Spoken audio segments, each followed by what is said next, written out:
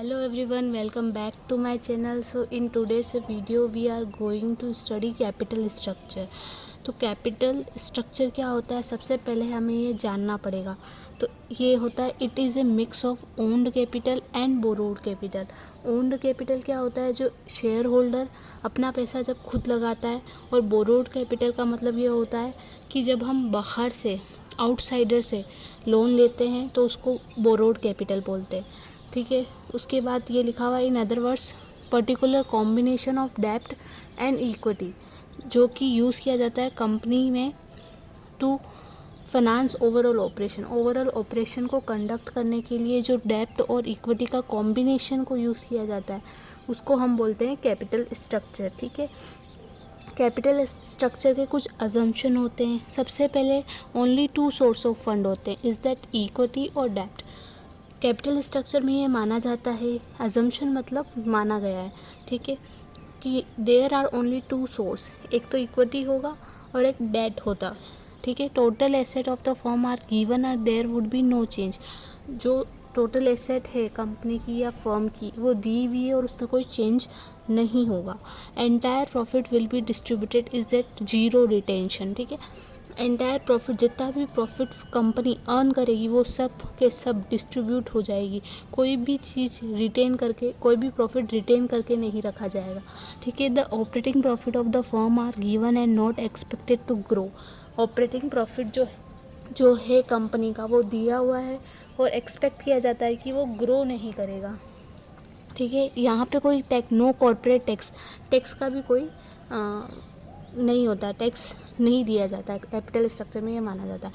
अब पढ़ते हैं आगे next topic, difference between financial structure and capital structure.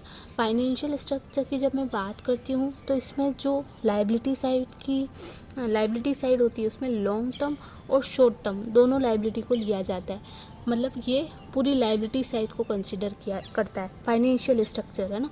Capital structure की जब मैं बात करती हूँ ये सिर्फ लॉन्ग टर्म लायबिलिटी को कंसिडर करता है. लॉन्ग टर्म लायबिलिटी में क्या क्या आता है, जैसे कि डिबेंचर हो गया, लॉन्ग टर्म लोन हो गया, प्रेफरेंस शेयर होता है, ये सारे लॉन्ग टर्म लायबिलिटी आता है. ये करंट लायबिलिटी को कंसिडर नहीं करता है. ठीक है. तो financial structure is a broader term as expected to capital structure. ठीक है.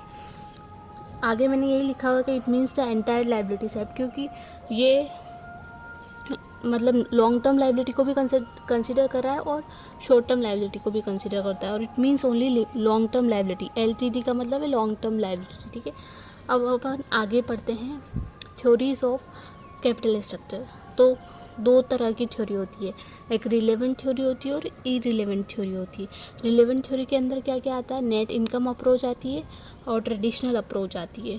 और इरिलेवेंट थ्योरी के अंदर आता है net operating income approach and Modigliani Miller approach. अब एक एक करके हम थ्योरीज पढ़ते हैं. तो सबसे पहले अपन पढ़ेंगे नेट इनकम अप्रोच.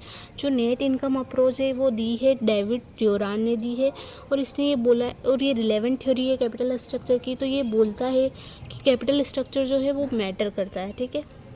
इसके कुछ अजम्पशन है. आप नेट इनकम अप्रोच की अजम्पशन लेके चलोगे, KD is less in KE. Net income approach में हमेशा ये माना जाता है कि जो कॉस्ट ऑफ डेब्ट होगी वो हमेशा कॉस्ट ऑफ इक्विटी से कम होगी. ठीक है. और KD and KE are constant.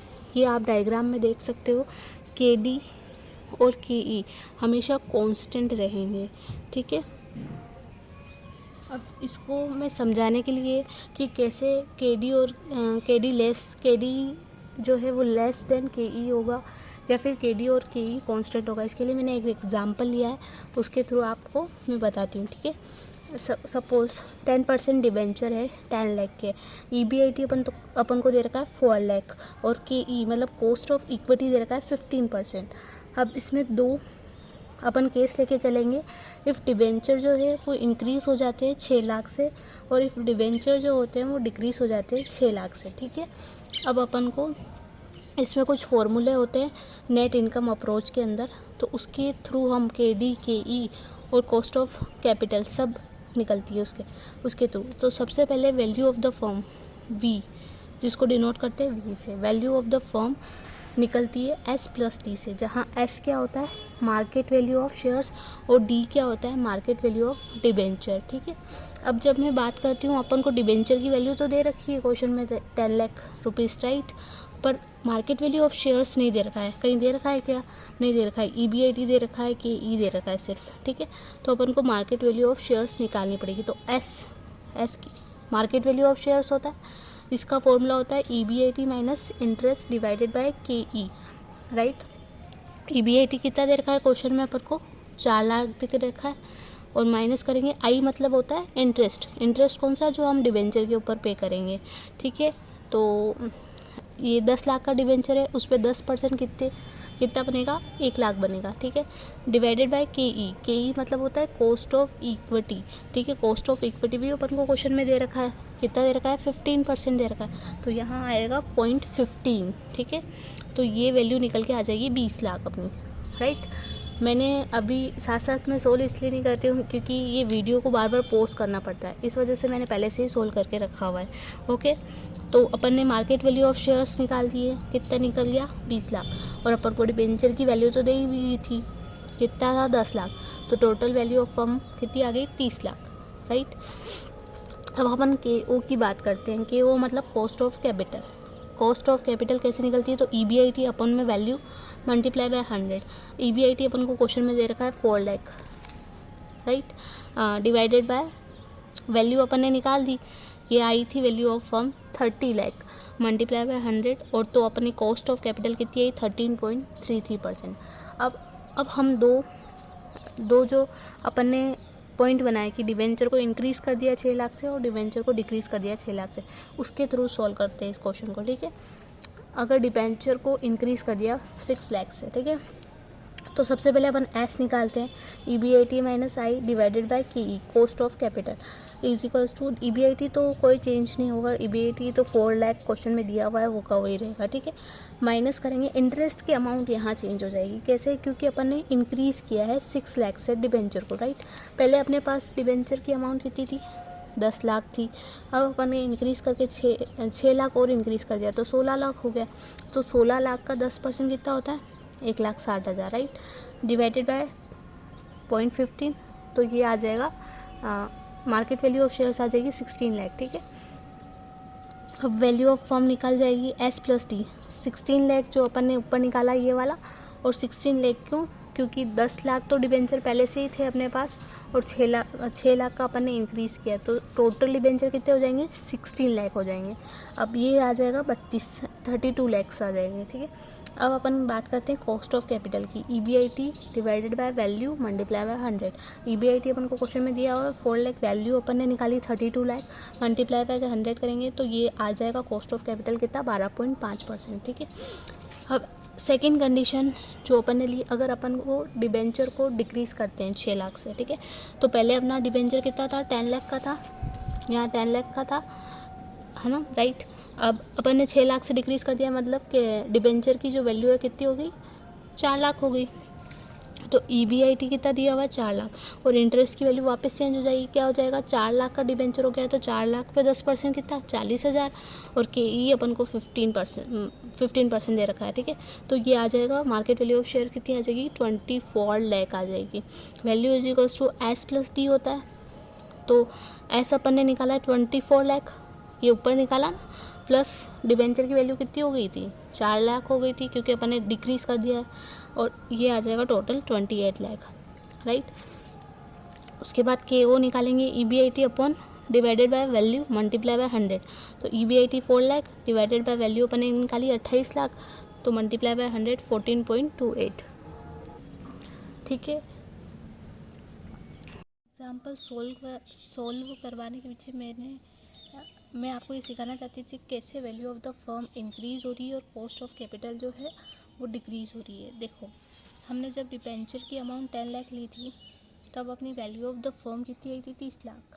लेकिन जब हमने डिबेंचर की वैल्यू जो है वो 10 लाख से 6 लाख मतलब बढ़ा दी, 16 लाख कर दी ना, तब ये वैल्यू ऑफ फर्म कितनी हो गई? 32 लाख हो गई। ठीक है, और वही कॉस्ट ऑफ कैपिटल की बात करें हम तो 12.5% हो गया। ठीक है, जबकि यहाँ पे कॉस्ट ऑफ कैपिटल जो थी वो 13.33 परसेंट थी, ठीक है। और अपने जब डिबेंचर की वैल्यू डिक्रीज़ कर दी 6 लाख से, 10 लाख से 6 लाख डिक्रीज़ की तो 4 लाख कर दी, तो वैल्यू ऑफ द फर्म जो है वो 28 लाख हो गई, मतलब कम हो गई। कंपैरेटिव अपन चेक करें, यहाँ 30 लाख थी और यहाँ कितनी होगी 28 लाख हो गई, है ना। यहाँ पे 28 लाख हो गई और यहाँ पे जो कॉस्ट ऑफ कैपिटल है वो 13.33 था और यहाँ पे बढ़ गया है 14.28। तो नेट इनकम थ्योरी ये बोलती है कि जैसे जैसे आप अमाउंट ऑफ डिबेंचर या अमाउंट ऑफ लिवरेज को इंक्रीज़ करोगे, वैसे वैसे आपकी वैल्यू ऑफ द फर्म जो होगी, value of the firm increase होगी और कॉस्ट ऑफ कैपिटल जो होगा वो डिक्रीज़ होगा। कॉस्ट कम आएगी और वैल्यू जो होगी वो बढ़ जाएगी। मैंने यहाँ पे यही लिखा है, जैसे जैसे अमाउंट ऑफ लिवरेज को इंक्रीज़ करेंगे वैसे वैसे ओवरऑल कॉस्ट जो होगी वो कम होगी और value of the firm increase हो जाएगा। अब अपन नेट सेकंड अप्रोच पढ़ते हैं, नेट ऑपरेटिंग इनकम अप्रोच। ये भी हमारे को डेविड ड्यूरान ने दी थी और ये इस थ्योरी में डेविड ड्यूरान ये बोलते हैं कि कैपिटल स्ट्रक्चर जो होता है वो मैटर नहीं करता है, राइट। इस थ्योरी में ये बोलता है कि जैसे जैसे आप डेप्ट को पोर्शन को बढ़ाओगे वैसे वैसे फर्म को चीपर डेप्ट का बेनिफिट ज़रूर मिलेगा, लेकिन वो बेनिफिट के मतलब कॉस्ट ऑफ इक्विटी को ऑफसेट करने में चला जाएगा। जो ओवरऑल कॉस्ट जो होगी वो रिमेन सेम होगी। इसका ये डायग्राम है, जैसे ये डिग्री ऑफ लिवरेज है, अपन एक्स साइड में ये लेते हैं और वाई साइड में अपन कॉस्ट ऑफ कैपिटल लेते हैं, ठीक है। इस डायग्राम को आप जब देखते हो तो ये पता चलता है जैसे जैसे आप डिग्री ऑफ लिवरेज को इंक्रीज़ कर रहे हो वैसे वैसे आपका के भी इंक्रीज़ हो रहा है ना। और तो जो कॉस्ट ऑफ कैपिटल है और कॉस्ट ऑफ कैपिटल जो है वो रिमेन रहती है, सेम रहती है, कांस्टेंट रहती है, ठीक है। इसके फॉर्मूला है नेट ऑपरेटिंग इनकम अप्रोच का कुछ फॉर्मूला है। वैल्यू कैसे निकलती है EBIT अपॉन में KO, राइट। और S इज इक्वल्स टू निकलता है V माइनस डी। जैसे अपन ने नेट इनकम अप्रोच में पढ़ा था ना, इसमें थोड़ा सा अलग है, मतलब वहाँ पे अपन ने value is equals to S plus D लिखा था, तो यहाँ पे S is equals to V minus D हो जाएगा और KE is equals to EBIT minus interest divided by S की वैल्यू मल्टीप्लाई बाय 100। वैसा ही है, बस थोड़ा बहुत इधर उधर किया है, ठीक है। और इसमें एक बात और ध्यान रखना, जैसे जैसे as the leverage keeps on increasing beyond a certain point equity share holder start perceiving a financial risk. क्या होता है ना, जैसे जैसे आप डेप्ट को इंक्रीज़ करते जाओगे तो शेयर होल्डर को लगेगा कि कंपनी इस डेप्ट को पे भी कर पाएगी या नहीं कर पाएगा, तो उनको जो होता है वो फाइनेंशियल रिस्क होता है। तो जितना इक्विटी शेयर होल्डर का रिस्क बढ़ेगा वो उतनी ही रिटर्न भी डिमांड करेंगे, ठीक है। एक क्वेश्चन सॉल्व करते हैं अपन। EBIT is equals to 3 lakh दे रखा है, 12% डिबेंचर 10 लाख के, KO 15%। सबसे पहले अपन वैल्यू निकालेंगे, तो वैल्यू कैसे निकलती है, EBIT अपॉन में KO, है ना। यहाँ पे फॉर्मूला दिया हुआ था तो बस वैल्यू पुट करनी है। 3 लाख डिवाइडेड बाय KO कितना दे रखा है क्वेश्चन में, 0.15%, तो 20 लाख आ जाएगी value. S is equals to V minus D होता है। S मतलब समझाया था ना पहले, value of market value of shares, ठीक है। वैल्यू अपन ने निकाल ली कितनी, 20 लाख। डी डिबेंचर अपन को दे रखा है 10 लाख, तो आ जाएगा 10 लाख। कि E कैसे निकालेंगे, EBIT फॉर्मूले सारे ऊपर दे रखे हैं मैंने, EBIT minus I divided by S। तो ये EBIT अपन को क्वेश्चन में दे रखा है 3 लाख। इंटरेस्ट कितना आएगा 10 लाख का 12% डिबेंचर है इसलिए 1,20,000 आ जाएगा और डिवाइडेड बाय 10 लाख ये 18% आ जाएगा, ठीक है। अब इसमें भी दो कंडीशन है, जब आप डेप्ट को इंक्रीज़ करोगे और जब आप डेप्ट को डिक्रीज़ करोगे, राइट। जब आप डेप्ट को इंक्रीज़ करोगे 5 लाख से, तो पहले डिबेंचर कितना था 10 लाख का था, अब कितने का हो जाएगा 15 लाख का हो जाएगा। तो value of form EBIT upon KO, EBIT तो कोई चेंज नहीं होता है, 3 लाख ही रहेगा और KO भी अपन को दिया हुआ है 0.15%, वही अपन ने कंसिडर किया है, ठीक है। 15% मतलब 0.15 ही हो जाएगा, equals to 20 lakh 20 lakh. S equals to V minus D, तो ये वैल्यू अपन ने निकाली थी 20 लाख माइनस डिबेंचर कितना है 5 लाख से बढ़ा दिया अपन ने, तो 15 लाख हो गया, तो ये आ जाएगा 5 लाख। और KE EBIT minus I divided by S, 5 lakh minus 1,80,000 ये डिबेंचर का इंटरेस्ट है, राइट। 10 लाख प्लस 5 लाख, 15 लाख पर 12%, 1,80,000 डिवाइडेड बाय एस अपन ने निकाली 5 लाख, तो 24% आ जाएगा। और अब जब अपन ये डिबेंचर को डिक्रीज़ करेंगे 5 लाख से, तो EBIT सेम है, वैल्यू सेम आएगी फर्म की, और जो एस है वो 15 लाख आएगा, 20 लाख तो अपन ने वैल्यू निकाली थी वो, और 5 लाख क्या हो जाएंगे, डिबेंचर की अमाउंट होगी, क्योंकि 10 लाख से अपन ने 5 लाख डिक्रीज़ किया तो 5 लाख ही बचेंगे, तो 15 लाख आ जाएगा मार्केट वैल्यू ऑफ शेयर। और EBIT minus I divided by S multiply by 100। EBIT 3 lakh दे रखा है, इंटरेस्ट कितना हो जाएगा 60,000, 5 लाख का 12%, और डिवाइडेड बाय 15 लाख है ये, ठीक है, आपको दिख नहीं रहा हो तो बता दूँ, ये 15 लाख है, मल्टीप्लाई बाय 100 और इज इक्वल्स टू कितना आ जाएगा 16। अभी इस क्वेश्चन से अपन को ये पता चल रहा है कि जैसे जैसे आप डिबेंचर को बढ़ा रहे हो तो वैल्यू ऑफ द फर्म जो है वो सेम है, राइट।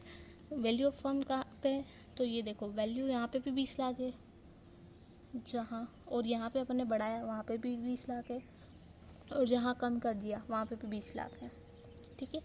और कॉस्ट ऑफ कैपिटल बढ़ रही है, कॉस्ट ऑफ कैपिटल कहाँ है, कॉस्ट ऑफ कैपिटल नहीं KE, सॉरी, यहाँ पे कॉस्ट ऑफ कैपिटल नहीं, KE अपना मतलब जैसे जैसे आप डिबेंचर को इंक्रीज़ करते जाते हो वैसे वैसे KE भी ज़्यादा डिमांड करने लग जाते हैं, क्योंकि उनका रिस्क बढ़ जाता है ना। KE मतलब कॉस्ट ऑफ इक्विटी, KE यहाँ पे 18% डिमांड कर रहे थे, जब आपने डिबेंचर को बढ़ा दिया तो ये 24% डिमांड कर रहे हैं, और आपने जब डिबेंचर को डिक्रीज़ कर दिया तो वो 16% ही डिमांड कर रहे हैं। इसका मतलब यही है कि जैसे जैसे आप डिबेंचर को बढ़ाओगे KE अपना प्रोपोर्शनलिटी अपने पोर्शन को भी बढ़ा देगा। नेक्स्ट थ्योरी की हम बात करते हैं, ट्रेडिशनल अप्रोच। ये हमको दी थी Ezra Solomon and Fred Spector ने दी थी। ये कैपिटल स्ट्रक्चर की रिलेवेंट थ्योरी की बात करता है। ये it takes mid way between NI और NOI। ये नेट इनकम अप्रोच और नेट ऑपरेटिंग इनकम अप्रोच दोनों का मिड वे लेता है। ये ऐसा बोलता है कि as per this approach a firm should make a judicious use, कौन सा use, judicious use of both डेब्ट and equity to achieve optimal capital structure. मतलब हमें डेब्ट का इस तरह से यूज़ करना चाहिए कि हमारी कॉस्ट जो है वो मिनिमम आना चाहिए और वैल्यू जो है मैक्सिमम होनी चाहिए, यही ये थ्योरी बोलती है। अब नेक्स्ट और लास्ट जो थ्योरी है वो है मोदी गिलानी मिलर अप्रोच, जिसे हम MM थ्योरी भी बोलते हैं, और ये कैपिटल स्ट्रक्चर की इररिलेवेंट थ्योरी की बात करता है।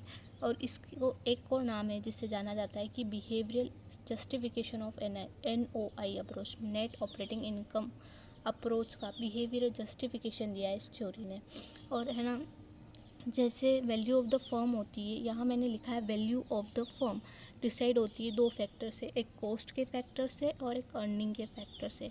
पर मोदी गिलानी मिलर अप्रोच ये बोलता है कि कॉस्ट का कोई फ़र्क नहीं पड़ता है कंपनी पर, कॉस्ट का कोई फ़र्क नहीं पड़ता है कंपनी पर, मतलब कॉस्ट की वजह से वैल्यू ऑफ द फर्म में इंक्रीज़ डिक्रीज़ नहीं होगा, आपका इंक्रीज़ और डिक्रीज़ अर्निंग पे होगा। जितना ज़्यादा आप अर्न करोगे उतनी आपकी वैल्यू ऑफ फर्म जो होगी वो इंक्रीज़ होगी, इन्होंने ऐसा बोला था, ठीक है।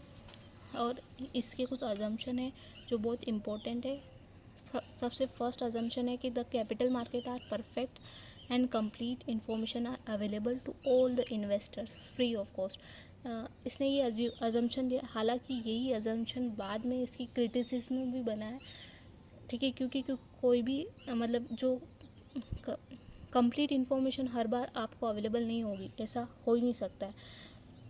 सिक्योरिटीज़ आर इन्फानाइटली डिविजिबल, जो सिक्योरिटीज़ होती है वो इन्फानाइटली मतलब 100 ऑफ टाइम्स इन्फानाइट, जिसको आप ऐसे डिनोट भी करते हो, 100 ऑफ टाइम्स डिविजिबल है। Investors are rational and well informed about the risk. Investor जो होते हैं वो रेशनल होते हैं, मतलब सोच समझ के डिसीजन लेते हैं, और उनको रिस्क के बारे में भी पता होता है। यहाँ पे कोई कॉर्पोरेट टैक्स का सिस्टम नहीं है, और the personal leverages and corporate leverages are perfect substitute. इसमें ऐसा बोला जाता है कि एक इंडिविजुअल जो डेब्ट डेप्ट को एक इंडिविजुअल जो डेप्ट लेगा और एक जो कंपनी डेप्ट लेगी, वो दोनों एक दूसरे के परफेक्ट सब्स्टिट्यूट है, मतलब एक जैसे ही है। कि अगर एज ए इंडिविजुअल डेप्ट लेने जाऊंगी और एक कंपनी है जो डेप्ट लेने जाएगी, तो वो एक जैसे ही है। ये परफेक्ट सब्स्टिट्यूट की बात करता है, पर ऐसा नहीं होता है ना। एक इंडिविजुअल और एक कंपनी जब डेप्ट लेने जाएंगे या लिवरेज की अमाउंट को इंक्रीज़ करेंगे, तो दोनों केस में सिनारियो अलग होगा, ठीक है। ये इसका बाद में क्रिटिसिज्म भी बन गया था वैसे। अब इसने 2 प्रपोजिशन दिए, मोदिग्लानी मिलर अप्रोच प्रपोजिशन 1 और मोदिग्लानी मिलर अप्रोच प्रपोजिशन 2, ठीक है। ये 1958 में दी थी, ये 1963 में दी थी। इसमें कोई टैक्सेशन का सिस्टम नहीं था, ये विद टैक्सेशन दी थी। इसमें बोला था कॉस्ट ऑफ अनलीवर्ड, यू मतलब अनलीवर्ड, इज इक्वल्स टू हो जाएगा कॉस्ट ऑफ लीवर्ड फर्म, ठीक है। और वैल्यू ऑफ द फर्म कैसे डिसाइड होती है, EBIT divided by KO formula है, ठीक है। और मोदिग्लानी मतलब MM प्रपोजिशन सेकंड, ये 1963 में दी थी। इसमें टैक्सेशन का सिस्टम था। और ये जो है, ये cost of levered firm is less than cost of unlevered firm. इसका वैल्यू ऑफ फर्म निकालने का फॉर्मूला है EBIT 1 minus tax divided by KO, क्योंकि इसमें टैक्स का सिस्टम होता है, तो 1 माइनस टैक्स को अपन को लेस करना पड़ेगा, ठीक है। अब अपन बात करते हैं, 2 टाइप की फर्म होती है, एक लीवर्ड फर्म, अनलीवर्ड फर्म। जब भी हम लीवर्ड फर्म की बात करेंगे तो इसमें डेप्ट और इक्विटी दोनों होते हैं, इक्विटी प्लस डेप्ट दोनों होते हैं। और जब भी आप अनलीवर्ड फर्म की बात करोगे तो इसमें सिर्फ डेप्ट होता है, ओके। आई होप आपको ये चैप्टर पूरा समझ में आया हो। कोई भी फीडबैक हो तो आप कमेंट सेक्शन में लिख सकते हैं। और ये जो है वो मतलब UGC net examination, assistant professor exam में भी सफिशेंट है, तो आप इसको रिकमेंड कर सकते हैं। Please like the video and subscribe the channel. Okay guys, bye bye.